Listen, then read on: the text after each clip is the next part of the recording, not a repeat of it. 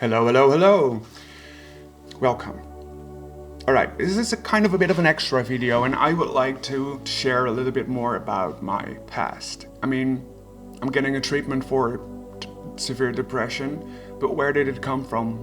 And to be honest, I've been recording this several times, and I'm finding it really hard to have some structure in my story. So much happened in my life that I'm not sure how to tell you it like in a short, easy way to understand. So let's give it another go. Forgive me if I have trouble structuring it, keeping my focus on the main story.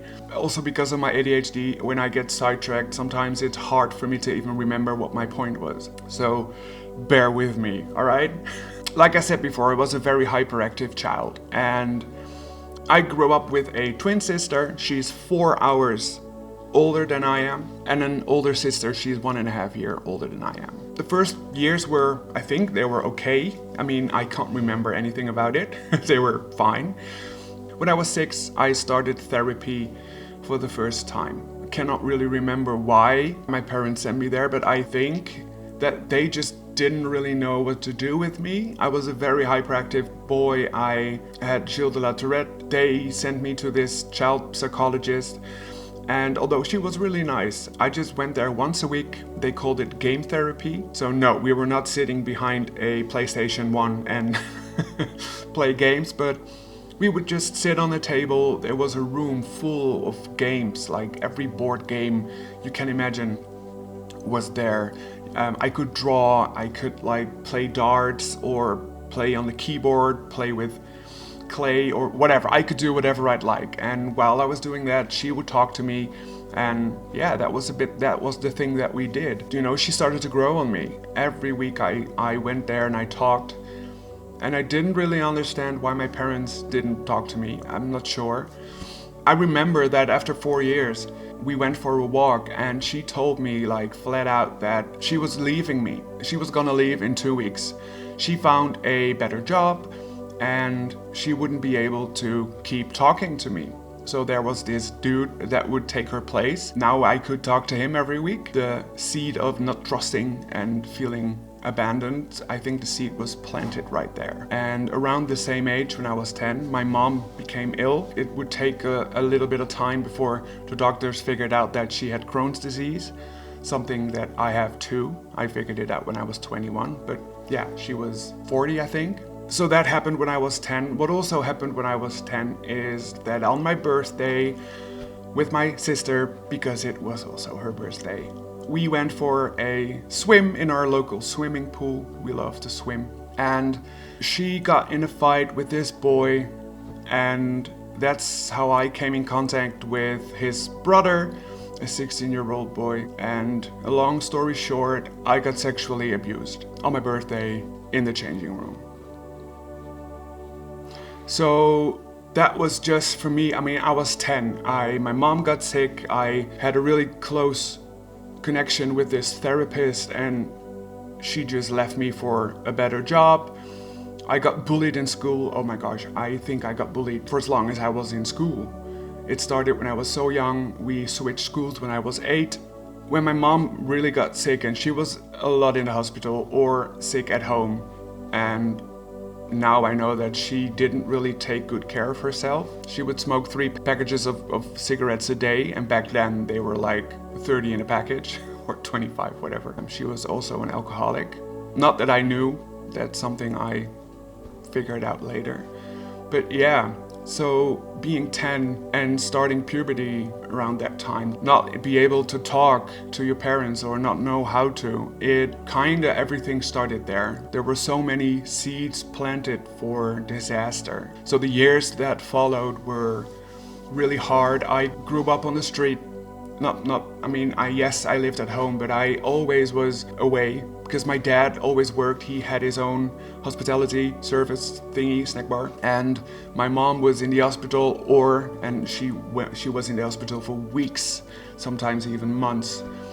So yeah, there was no one home. Yeah, my sister and my other sister, but I never really fitted in, you know, and that's normal for a brother with 2 sisters. I was the youngest. I started drinking and smoking weed when I was 12 or 13. My mom and dad, it just escalated so much that when I was 12 or 13, that was the first time that they, well, kicked me out of the house. That sounds so hard, but because it's not because they wanted to, but it just didn't work anymore. I couldn't stay home. In those years, I went from crisis home to crisis home, where I could stay for 6 to 8 weeks. I went back home, and after a month, it all escalated again. It exploded again, and I had to leave again for a different crisis home, because you cannot go back and forth to the same. So I saw 4 or 5 different crisis homes in our area. When I was 14, I got placed in this, I think you call it boarding school, an internat, a place with 43 children that are quite difficult, couldn't stay home. And we had school there, at least something that would look like school. And 2 times a day, I could be outside for 50 minutes without supervision, and well, really bad things that happened there with people who, you know, they're supervisors that were in a position of power, and yeah, a lot of bad things happened there too.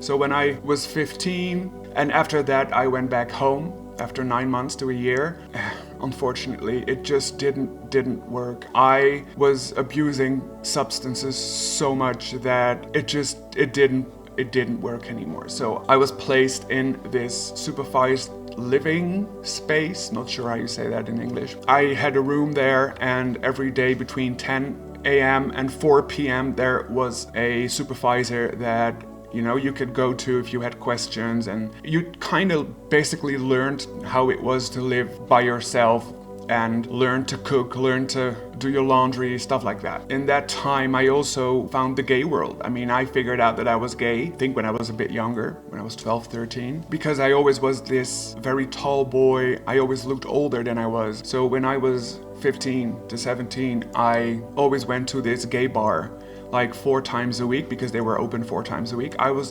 always there. I tried school, but yeah, that never really happened. I got kicked out of school. I was fighting a lot because people were bullying me, and I was so done with all the bullying that I stood up for myself. But yeah, kind of like took it a little bit too far. So I grew up in this gay scene. Well, I can tell you, being 15 or 16, growing up in that world, that was not beneficial for me at all. No.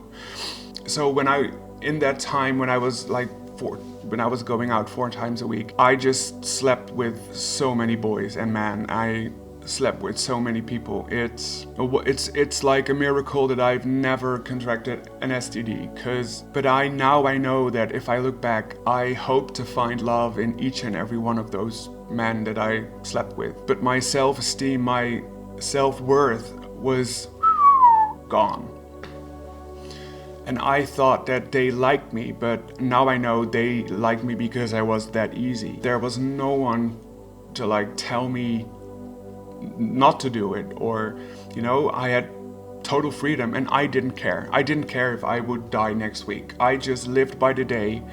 I abused alcohol, and other drugs came into picture around that time too. There's a lot of things I cannot even remember because of all the substances that I used. But yeah, I just looked for love in everyone, and I wish that one of them would finally see me and love me for who I was.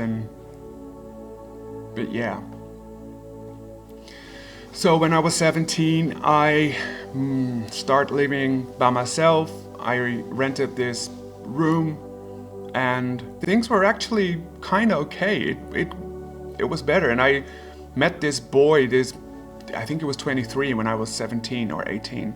He was 23, and he lived the other side of the Netherlands. And I think after 3 months, I packed everything that I had, and I moved, and we lived together for 6 months. And in those 6 months, I mean, of course, I worked. I had more than 55 jobs in the last 25 years that I worked, but work is something that always didn't work out either. So I worked, I went to gay bars, I started to use more and more drugs, and well, a lot of shitty things happened there too. I just lost myself in my relationship. I lost myself in drugs and alcohol. So when that relationship ended, because it wasn't a healthy relationship, I was at the other side of the Netherlands. I had a job. I was a call center agent, and I lived at a friend's house that I met on my job, but I just spiraled down into so many drugs thingies that it ended up in a suicide attempt. That was mostly a big cry for help, but nonetheless it was a sign that there was definitely something wrong. And healthcare, at least around that time, I think it's not very different now, but unless you are bleeding, then they're helping you, and otherwise there are like waiting lists for months. So when this happened, I left that place. I went back to the place where I grew up, and I started living with a friend. I found a place for myself a few months after that, and I remember that when I was 18, my roommate lit his room on fire because he was hoping to get money from the insurance. That didn't happen. But I lost everything. So with the clothes I had on, I went to England with a friend. That's also where I learned my accent. It's a bit of a twist between Liverpool and Bristol, because I had friends there and I lived there for 9 months. I think it was 9 months. But I run away for everything that I left back home. I stopped using drugs, so that was a good thing. But then everything that I had suppressed overwhelmed me, and I just hit rock bottom. And I remember that I just turned 19, and I was sitting in my room that I shared with the mom of my friend that I left with. We lived in this tiny small apartment. Her mom had night shifts, so I could sleep at night, and by day she could sleep there. But I remember that I was sitting there and I was by myself because my friend was to school and her mom was, I don't know where she was. I was just home alone for that moment. And I was sitting in the bedroom crying my eyes out. Like, I've never felt so alone and disconnected from the world and me. I didn't know what to do. I mean, I had a little job. I was a bit of a mailman, I think you can call it like that. But I had nothing. I had nothing there, nothing back here in the Netherlands. I just didn't know what to do. And I'm so blessed that my foster mom paid for my ticket to get me back. And when I came back, I had to face a lot of things. And I could stay with this other friend that I knew. She was also an alcoholic, but I could live in her basement. And I was really happy about that because I had a place for myself. I paid a tiny bit of rent. So I really had fun in that time. But now when I look back, I knew that I was mostly of the time I was under influence. I just was drunk or drugged, or I always used drugs or alcohol, and I remember in that time I got a call from my older sister with a message that my mom had terminal lung cancer and that they didn't know how long it would last. They can't really tell you. And although my mom was already very sick in all those years, the doctors told us so many times that we don't think that she's gonna make it, so prepare for that. Well, we've been doing that for 10 years. And this time, even though my mom was very sick and they said, well, someone else in her condition, a month, maybe 2, who knows, she survived 18 months. She didn't want to die. But in the end, her body was just gone.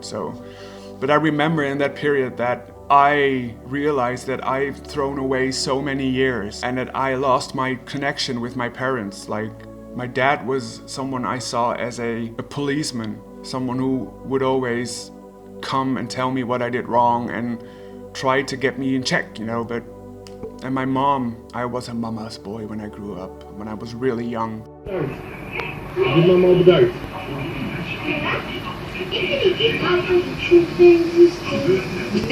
Dan moet je zeggen, bedank je wel. Ik moet zeggen, maar dan moet je jij doet ja. We were also a lot alike, and I did a lot of bad things that didn't help our relationship. And I believe that around that time, I didn't know what to do with my life, with myself. I didn't enjoy life. I didn't know what to do. I was always under influence, drugs and alcohol. That was my life. I was always busy with my next fix. I remember that was the time when I had my second attempt and they had to pump my stomach in the hospital. I just took a damn load of pills. And I remember that I asked the nurse to call my parents, or at least to call my dad, to explain what happened, because I needed my parents. Like, I felt so alone. This time it definitely wasn't a cry for help. And I remember that the nurse came back and she said, I spoke to your dad, and when I told him what happened, his reaction was, I wouldn't have expected more. And then he hung up. So that's something that really scarred me for life. That's something that hurt so much, because yes, it was a stupid thing and I shouldn't have done it.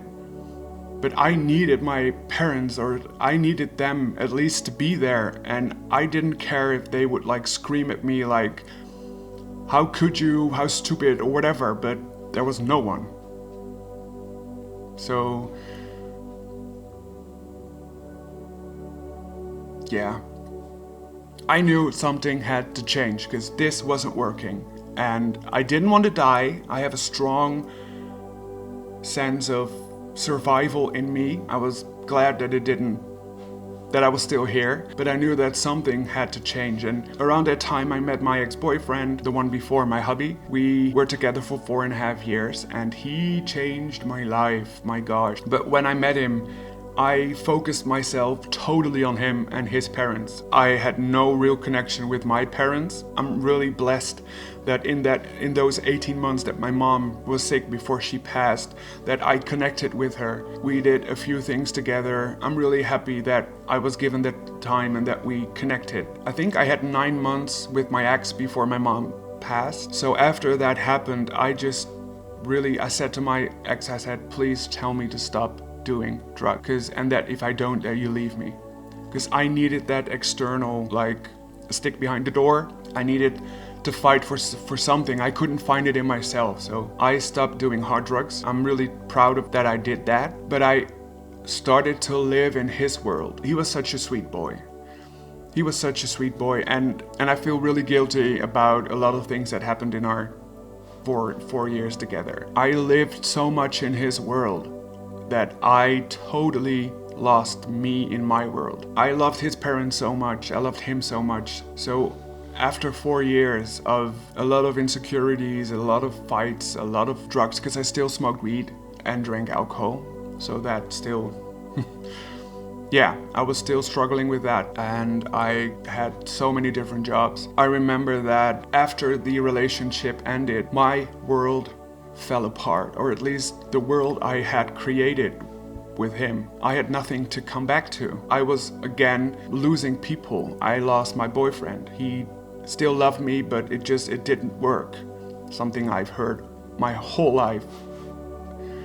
And I lost his parents that were parents to me. And again, the overwhelming feeling of losing people you love because of things you do, but not knowing how to change those things that you do, because there's no support underneath, no base, there's no support where you can fall back onto. I was so lost, and it was so hard to get over that. And I remember that not shortly after the relationship ended, I met my hubby. I met Jan. I think there's a month in between before I met him. And the first time that we met, he just came out of a relationship, I just came out of a relationship, and I said, I'm totally done with relationships for now. I would like to have a friend, someone to talk to, someone without always being on the hunt, for love or for sex or for whatever. I never had friends because I claimed them or I pushed them away. I'm not really good with that, with relationships. So when I met him, oh my gosh, it was so nice to just meet someone without being busy with flirting or trying to get something out of it. And yeah, that was, that was the perfect situation for getting to know someone without that pressure. And now we're 15 years in the future and we're still together and married and very happy. So I'm very thankful for him in my life. But when I met him, I still had so many issues. But he stood by me, and he also had a lot of issues when he grew up with his family. So I remember that from the day that we decided that we were a thing, I said, you can do anything to me, just be honest. Because if you're honest, we can talk about it. And no, that was like he could do whatever he liked, no. But I learned from my previous relation that you need to talk. You need to be able to talk about everything. Because if you cannot talk about things, it will eat you alive, or you will do stupid things. And a lot of the times there's just not something you can come back from. So I'm really happy that I set that tone from the beginning. And it took him a few years before he really believed and understood that he could really do anything just as long as he would talk to me. So the following 12 years, I tried everything, every form of therapy, medication. I quit drinking, I quit smoking, I tried everything, and I had so many different jobs, and I kept fighting and trying with Jan by my side, but I kept failing and failing because I believed that I wasn't worth loving and trying, and that was so deep in me that it took me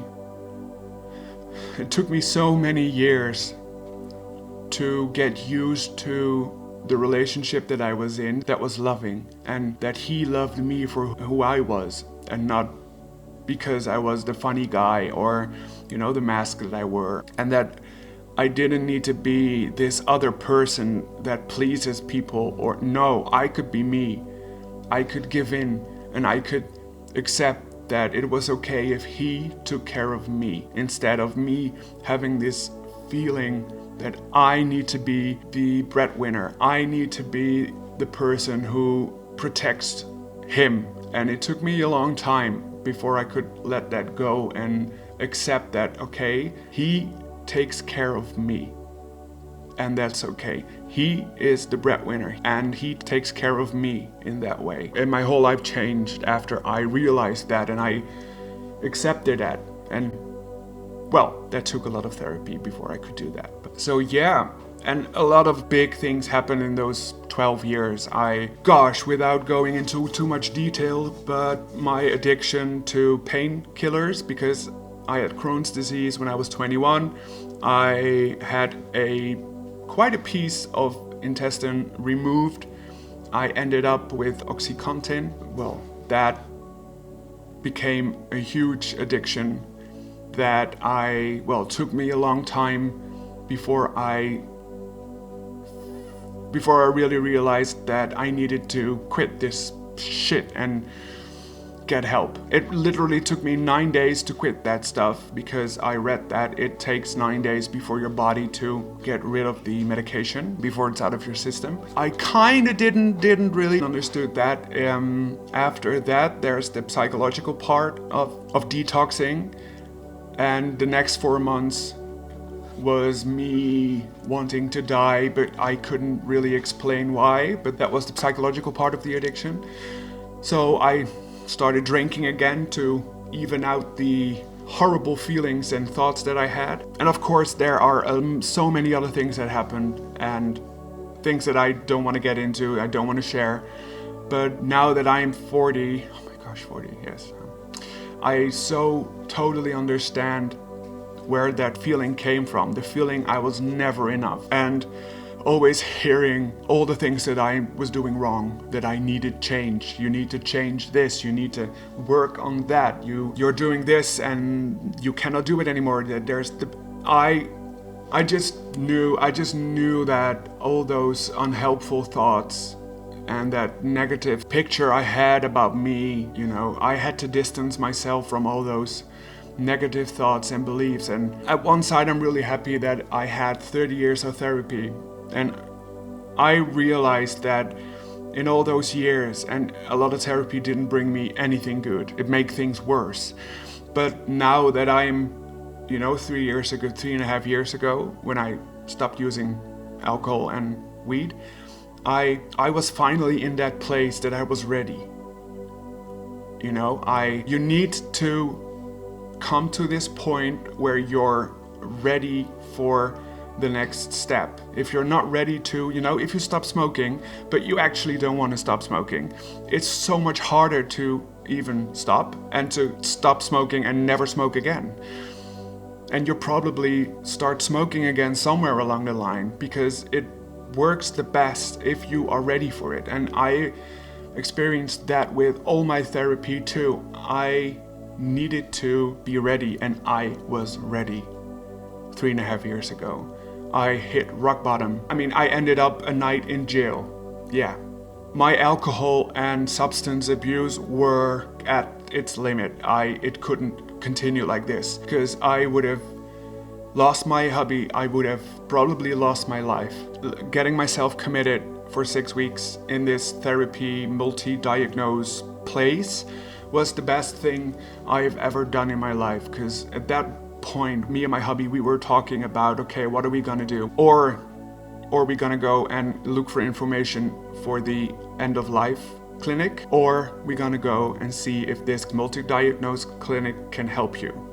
And I'm so thankful and grateful that we chose to do that. I'm still sober, so I'm really happy with that. But yeah, that's a little bit of my story, most important things. I hope you guys can follow what I'm telling. I hope there's some kind of structure and line in my story. I just want to thank you all for taking the time to watch this video.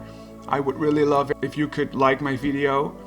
It's a way for me to at least see that people are watching it and that people are liking it. But yeah, you don't have to, but I would appreciate it if you would. So thank you for your time, thank you for your support, and yeah, in the next video I will tell you again about my sessions. So I wish you a very good day